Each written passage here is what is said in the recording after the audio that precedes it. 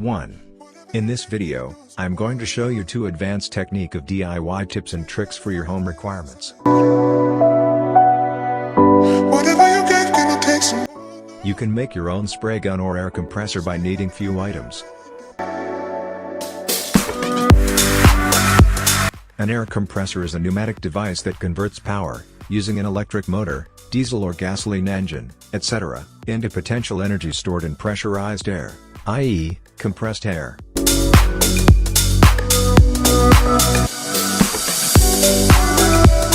By one of several methods, an air compressor forces more and more air into a storage tank, increasing the pressure.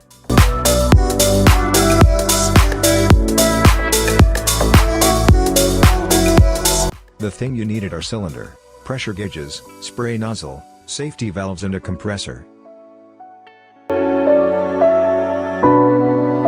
In the second technique, a wall hanger for clothes etc. has been made from simple items.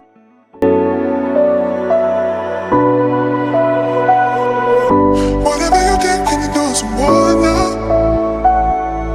Swear you got me falling for you instantly. Whatever you gave, can you take some more now? Swear you got me craving you night and day.